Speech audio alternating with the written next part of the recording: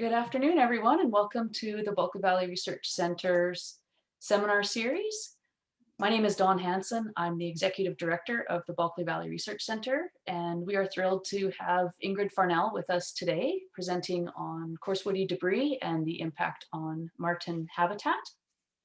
I'd like to take a quick moment to acknowledge that I'm hosting from the Gidimt'en territory of the Wet'suwet'en clan, and I'm on the bank of the Bulkley River in Taupo. We have a couple of funders who help make this seminar series possible. The Bulkley Valley Credit Union and the Bulkley Valley Community Foundation are generous contributors to this to help us with our technology and being able to make sure we can use Zoom as a platform for presenting.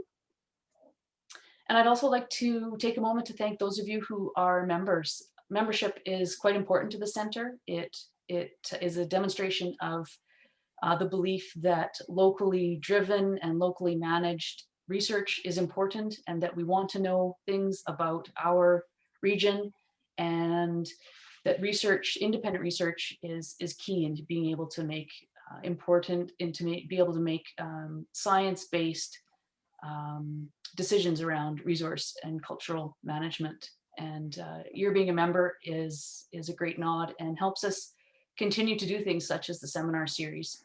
We don't receive core funding as an organization, and so every little bit is greatly appreciated. If you're not a member and you would like to become a member, please do visit our website, bvcentre.ca, and you can click on the Get Involved tab, and there's information there on how you can purchase a membership. And I'd like to introduce Ingrid, and then I'll turn it over to you. Ingrid's a budding ecologist currently studying coarse woody debris dynamics post-harvest and the impact on the American marten. As part of her Master's of Science in Natural Resource Management at UNBC. She's from Aylmer, Ontario. She's been a pretty good transplant to the Bulkley Valley though, so I think we'll try and keep her. She's been here 6 years after tree planting brought her to this area. And since living in the valley, Ingrid's worked on several Bulkley Valley Research Center projects, cumulative effects and climate change with Don Morgan, Skeena Knowledge Trust's Skeena Salmon Data Center projects with Eclipse Geomatics, and most recently a project researching the carbon dynamics of planted and naturally regenerated stands following wildfire with Alana Klassen, who is a postdoc with the Research Center. Ingrid's excited to complete her Master's of Science in the near future and work as an ecologist in the Bulkley Valley. And we are thrilled to have her in the Bulkley Valley and working with the Research Center, and wish you all the best with your Master's. And I'll turn it over to you, Ingrid. Thanks. Okay, great. Thanks, Dawn. So thanks for everyone for tuning in today. It seems like there's a pretty good turnout. And thanks to the Research Center for putting on these seminars. I've been watching them for a couple of years now, and it's been really great to see all the different work that's going on in the area and from other provinces, like we saw in the last presentation. So today I'll be presenting my master's work, which I started in the summer of 2018, and now finally I'll be graduating, if all goes well, with my defense at the beginning of April. So this presentation couldn't have come at a better time, and I would really appreciate any feedback so I can strengthen my defense. So today I'll be presenting on the long-term effects of timber harvesting on coarse woody debris and the impact on marten habitat. And Dr. Che Elkin is my supervisor. So during my talk, I'll give a background on coarse woody debris and its ecological importance, how timber harvesting can affect it. And then I'll go over my methods and highlight the main findings. And at the end of my presentation, I'm hoping that you come away knowing a little bit about what quality pieces of coarse woody debris look like, and how different methods of timber harvesting can affect that quality, and then what some new ways of quantifying coarse woody debris over the landscape are. So before I dive in, I know Dawn already gave me a little bit of a background, so it's a little bit of a repeat, but I've been in Smithers for about 5 years, and I grew up in Aylmer, Ontario, and I did my undergrad in biology at McMaster University. And like Dawn said, while I was doing my undergrad, I tree planted in BC, and that's how I ended up moving to Smithers. So tree planting was really my first introduction to coarse woody debris. This is my partner Jeff and I, the summer after we graduated from McMaster, holding up our McMaster alumni signs for our graduation photo because we skipped out on our convocation. I can definitely say my mom is looking for a better photo for after this graduation. But going into my master's, this is what I thought about when I thought about coarse woody debris. Logging slash that's extremely annoying to move around. But now after coarse woody debris has been the majority of what I've thought about for the past 3 years, my idea couldn't be more different, or at least what ecologically useful coarse woody debris is. So this is what I think about now, pieces of dead wood that are structured to a stand. So the definition of coarse woody debris can really vary, especially what the minimum size is. For my project, coarse woody debris is dead downed wood that's greater than 10 centimeters in diameter. Often stumps and tip-up roots can be included in this definition, but I don't include them in my work. Coarse woody debris is very important for forest ecosystem functions. It provides structural complexity, it promotes biodiversity, contributes to nutrient cycling, influences species composition, impacts soil and sediment transport, stores carbon, and provides critical habitat for many species of plants, invertebrates, fungi, bacteria, bryophytes, lichen, and many small mammals. This includes the American marten, which I'll get into in a few slides. So these are some photos that were taken by one of my field assistants, Alicia Murr, during the summer that I did my data collection. I think these photos do a really great job at showing all the really cool and diverse species that benefit from or require coarse woody debris. This bottom photo on the left, I came across this really gross looking thing last summer. I thought, oh my God, did my dog just projectile vomit everywhere? Turns out no, but the common name for this slime mold is dog vomit. But finding all of these cool species is definitely one of my favorite parts of measuring coarse woody debris. So coarse woody debris creates structural complexity that's important for many mammals and birds. This photo is from the Swiss fire in an area that was left to naturally regenerate after the fire burned in 1983.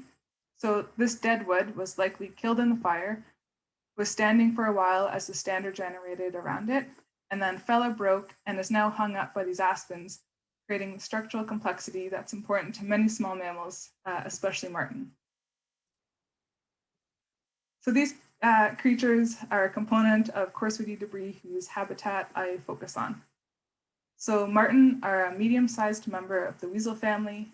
They are found throughout most of BC and across the boreal forests of North America.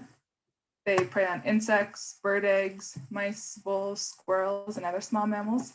And they're long and skinny, so they require thermoregulated resting sites in the winter to stay warm. And they're also very territorial and have a low predation threat tolerance. Marten are often a focal species for forest management planning because of their preference for mature and older forests, and coarse woody debris has been noted as a key habitat feature. So they use coarse woody debris to access their prey as cover from predators, as hunting cues, and as territorial scent marking sites, and as denning and resting sites. And in the winter, it's especially important that the pieces are elevated above the ground at one end, like the photo on the right shows. So this creates an opening for them to get underneath the snow to provide that subnivean thermoregulated resting sites. So it's important that the pieces are large in diameter, that they're structurally sound, that they're long, and they're elevated off the ground. And these piece characteristics that are important to marten also benefit many other species and ecosystem services. So disturbances that cause tree death are what create the large inputs of coarse woody debris. So fire, insects, and windthrow, which are trees that have fallen over during a windstorm event. They're some of the biggest natural disturbances, while timber harvesting is the biggest anthropogenic disturbance. The severity, the age of the stand, the species composition, the site conditions, and the position, all of these influence the amount and the piece characteristics of the coarse woody debris. So just to familiarize you guys with the disturbance effects, or what effects of disturbance look like, in these next few slides, I'll show you the difference between stands after a fire in areas that have been left alone to naturally regenerate, and then areas that have had some sort of site preparation and then were replanted. And then we'll look at the differences in the dead wood. And these photos are not from my study site. I took them last summer during my field season for the Carbon Pool Post-Wildfire Project, but I think they do a really great job at visualizing the effect of disturbance on the dead wood. So this fire burned 17 years ago near Parrot Lakes, which is just south of Houston. So the photo on the left is in an area that was left to naturally regenerate, and the photo on the right is where the burnt trees were knocked down, piled, burned, and then it was replanted. So on the left, we can see there's still whole trees and there's still lots of dead standing trees. And on the right, we'll see it's mostly fine woody debris from branch and bole tops, and there's lots of stumps, but no dead standing trees. Here's the Swiss fire. It burned 38 years ago south of Houston. On the left, you can see there's still coarse woody debris on the ground and there's still snags. And on the right, there's very little or no coarse woody debris and there's no dead standing trees. And here's some photos from the Paul fire that burned 60 years ago southeast of Houston. On the left, there's still standing dead trees and coarse woody debris. And on the right, where there was site preparation and replanting, there's no standing dead trees and scarce amounts of coarse woody debris. You can see them in the far right corner, and they're flat and lying, and they're small in diameter. So as we can see from these photos, disturbances and post-disturbance site preparation, it greatly affects the amount, the quality, and the future inputs of coarse woody debris. So the subject of harvesting impacts on coarse woody debris has been pretty well researched. Some of the best examples of intense forest management effects on dead wood and its associated biodiversity come from Scandinavian forests that compare Finnish, the country on the left here, and its neighboring country, Russia. So Finland has had a long history of intense forest management on pretty much all of their land base, where coarse woody debris was removed for multiple rotation cycles, while Russia has not been harvested to nearly the same extent or with the same intensive practices. And that's mainly due to their economic situation. One study in particular, Juha et al. In 2002, they compared Finnish and Russian forests. In Russia, they consistently found saprophilic species that were considered extinct or threatened in Finland. And the most significant difference between the two forests was the amount of dead wood. And this photo on the right just shows some of those endangered and now protected saprophilic beetles in Europe. So not all harvesting methods are equal. So partial cutting can have less drastic impacts on coarse woody debris because trees, live and dead, are left standing. So there remains a continuous supply of coarse woody debris recruits. The photo on the top left, that shows a partial cut looking out from the gap into the retained trees. And there's also a difference among clear cuts. So the site preparation can have a big influence on coarse woody debris. So like the bottom photo, where all the pieces were removed, piled and burned, or like the photo on the right, where the pieces were left on site. Okay, so this brings me to my research questions and what I'll be speaking to from now on. So like I've said, the impact of harvesting on coarse woody debris volume, it's been studied for about 2 decades. So there's a lot of literature on that subject, but my research will add to the fewer studies that have been done on the impact on the quality of coarse woody debris through time in temperate forests of northern British Columbia. So I have 2 main questions. One, how does retention harvesting impact coarse woody debris volume and the quality of pieces that create marten habitat through time? And 2, as there's new techniques that for measuring stands are developed, like LiDAR, I want to know if we can use LiDAR to predict coarse woody debris volume and its habitat value over the landscape.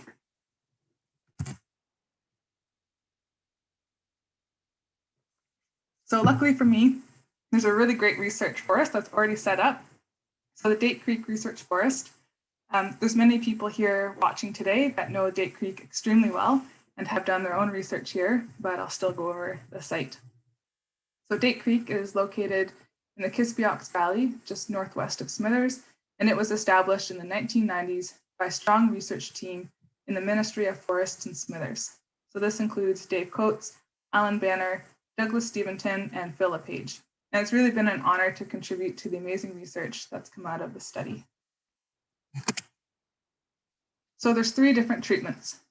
There's a 0% retention, and that's also a clear cut. there's a 40% retention and a 70% retention that are compared to an unharvested control. So these photos show, the big photos show the difference in retention levels. The larger ones were taken right after harvest, and the smaller ones were taken 26 years afterwards. So in the 0% retention, all conifers were removed and few deciduous trees were left standing. In the 40% retention, trees were removed in large gaps and single tree or small gaps. And then in the 70% retention, trees were removed in frequent single tree or small gaps and infrequent large gaps.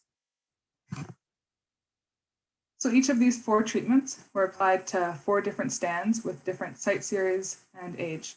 So there's a mesic mature, so these trees are around 140 years old. There's a mesic old growth, so they're around 350 years old. There's a submesic mature, and the site is just a bit drier than the mesic. And then there's a subhygric mature, and these sites are just a little bit wetter than the mesic. So in total, there's 16 different treatment units. So data has been previously collected over the study's life by many other people, and this started in 1992 before they harvested, in 1993, 1 year after harvest, 2011, 2018, that's when I did my data collection, and then 2019. So in 92, 93, 2011, and 2019, we used a line transect method, and then in 2018, I used a square plot method. And this was because LiDAR was also collected, and LiDAR requires data to be collected in square or circular plots. So I used the line transect data to analyze the coarse woody debris volume and the decay class through time over 27 years. And then I used the square plot data to look at the coarse woody debris piece characteristics and the habitat value at year 26. And then I also used that square plot data with LiDAR to see if we can use LiDAR to predict volume and the piece characteristics and the habitat over the landscape. So on the line transect, which you measure the piece if it intersects the line, we recorded the species, the diameter, and the decay class. So decay class 1, these are the least decayed. These pieces have recently fallen, and this still has fine branches and bark. Decay class 2 is starting to lose branches, and it can support a person's weight. Decay class 3 only has branch stubs. It can support its own weight, but it can't support a person's weight, and it will make a snapping sound when it's broken. And then decay class 4, it's lost its structural integrity, and it doesn't make a sound when it's broken. And then decay class 5. So it's very decayed, often fragmented, and it's on its way to becoming forest floor. So in the square plots, we recorded the species, the diameter, and the decay class, just like the line intersect. But here we also measured the total length of the piece and the height above the ground. So we recorded all of these piece characteristics because these are the attributes that are important about the individual pieces that create the habitat. So from these 4 piece characteristics, created a habitat index that quantifies the contribution that the individual pieces make to marten habitat. So I'll just go over that index. Pieces had to be greater than 20 centimeters in diameter. Value increases as the diameter increases, reaching a full value at about 100 centimeters. And that's because Date Creek, there's few trees that are greater than 100 centimeters. So the smiley face is showing a piece that would be included, and the sad face is showing a piece that's too small, so it's not included. So length, pieces had to be greater than 2 meters, and value increases with increasing length to about 23 meters because the trees just aren't that much longer than that. So the smiley face is showing pieces that would be included, and the sad is showing pieces that are too small and wouldn't be included. And decay class. So pieces in decay class 1, 2, and 3, these are structurally useful for marten, and value decreases as decay increases. So pieces in decay classes 4 and 5 have no value, like the sad face is showing.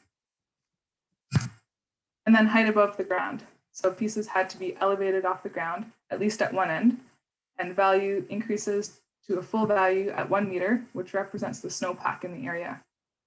So the smiley face is showing pieces that are stacked and elevated, so they would be included, and the sad face is showing a piece that's fully resting on the ground, so it's not included. So all of these components are added and normalized to create a per hectare habitat value. In this index, the criteria is based on previous literature, and I should note that the index only assesses the coarse woody debris component of marten habitat. There's many other factors like overhead, canopy cover, and basal area that are important to marten habitat, but I don't include them in this index. And finally, I use the square plot field data and the stand structure LiDAR data to train a machine learned model Ranger, which is just a fast version of random forest, using superlearner and R to predict coarse woody debris over the Date Creek research area. I won't go into any more details on those methods, but please feel free to ask questions at the end or reach out afterwards if you'd like more information. Okay, so now we'll get into my results for my first question, which was how does retention harvesting impact coarse woody debris volume and decay class through time, so over the 27 years, and how does it impact the quality of coarse woody debris pieces and the habitat 26 years afterwards. And I should mention that this chapter was published in the Canadian Journal of Forest Research in 2020, and I'm really proud of this and thankful for all the hard work and help of my co-authors to help make this happen. So this graph shows coarse woody debris volume through time in the different harvesting treatments. So on the x-axis is showing the number of years post-harvest. So 0 is before harvest, 1, 19, and 27 years after harvest. The y-axis is showing coarse woody debris volume in meters cubed per hectare, ranging from about 0 to 300. And the box plots from left to right, or darkest to lightest, is the percent retention. So black is the clear cut, 40, 70, and then white is the unharvested. The middle line is the median, and the boxes and whiskers are the quartiles, and then the dots are the outliers. So if we just look at the volume change from before harvest to 1 year after harvest, we can see that there isn't a change in the volume between the years or between the treatments. Now, if we look 19 years after harvest, the treatments are not significantly different from each other, but now we're starting to see that they're starting to diverge and have a greater difference between volume between each of the treatments. And now, 27 years after harvest, there is a significant difference between the treatments. These lowercase letters show which treatments are statistically different. So treatments with the same letter are the same, and treatments with different letters are different. So here we can see the clear cut in black. It has the lowest volume, and volume is increasing with treatments that have the higher level of tree retention, which makes sense because there's more available trees to become coarse woody debris. And I would expect with continued monitoring, we would see that the clear cuts would continue to decrease in volume while the other treatments increased or remain stable. Then as the clear cut stands reach maturity and become prone to more disturbances, there will likely be an increase in volume unless it's clear cut again. So now we'll look at the decay class through time. So again, on the x-axis, we have years post-harvest, and on the y-axis, we have decay class from 1 to 4, 1 being the least decayed, 4 being the most decayed. Clear cut is on the top, moving down with increasing retention to the unharvested in white. So these are violin graphs. They show the sample distribution density using the width of the plot. So wider areas have more pieces in that decay class, and the skinnier areas have fewer pieces in that decay class.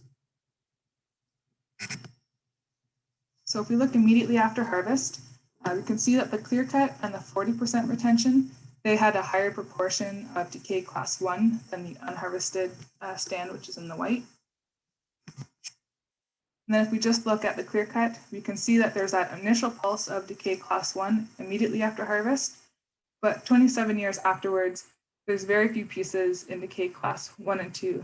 This is suggesting that there's very few new inputs, and now the majority of the pieces are in the later stages of decay. And you'll notice that there's no data at year 19, and that's just because unfortunately there wasn't enough funding that year, so something had to give and the clear cuts were just not measured. Okay, so now if you look 27 years afterwards, we'll see that the pieces in the 40, 70, and the unharvested stands also have many pieces in the later stages of decay, majority being in decay class 3, but there's still many pieces in these less decayed stages 1 and 2. So this suggests that there's still continuous inputs of coarse woody debris. And conveniently, because Date Creek is a research forest that studies many attributes of the forest, windthrow data has been collected over 21 years. So this data was collected and analyzed by Dave Coates and others, and I have incorporated it into my first chapter to look at it along with coarse woody debris through time. So this graph shows the cumulative volume years 2, 5, 12, and 21 years after harvest in each of the different treatments. You'll notice that the clear cut is continuously at 0. This is because the trees are just not big enough to be included, and they're also just not large enough to be prone to wind disturbance. Okay, so this is showing that the 40, the 70, and the unharvested stands continue to receive new inputs of coarse woody debris from wind-thrown trees as time increases. And there's also no difference in the amount of wind-thrown trees between the treatments. Okay, so now we'll look at the piece characteristics and the associated habitat value at year 26. So this right graph shows the habitat index, and the left graph shows the individual piece characteristics that make up that habitat index. So decay class, diameter, height above the ground, and length.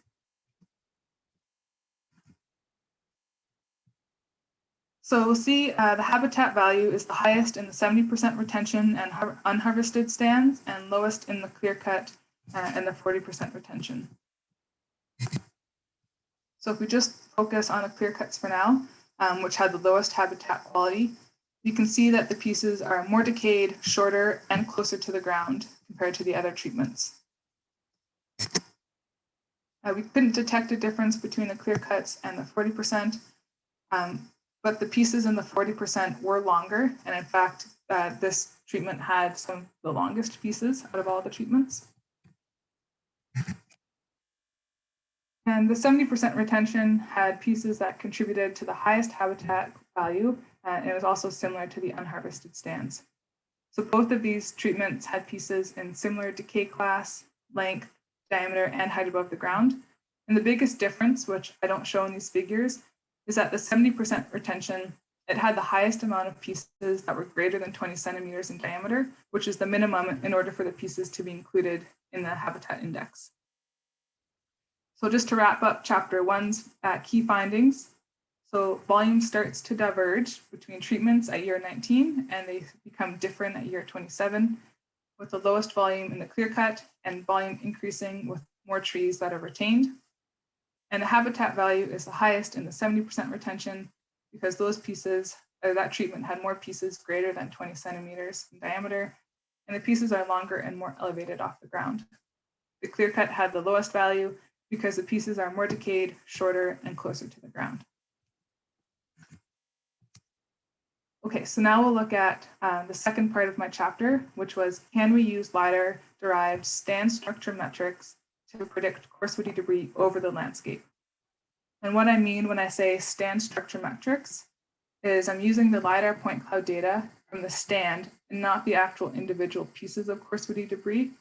So I use metrics like maximum height, canopy gaps, P95, which is the height where 95% of the points are, point density near the ground from 0 to 3 meters, which is where the coarse woody debris is located, and then the vertical complexity, which is how homogeneous or heterogeneous the stand is.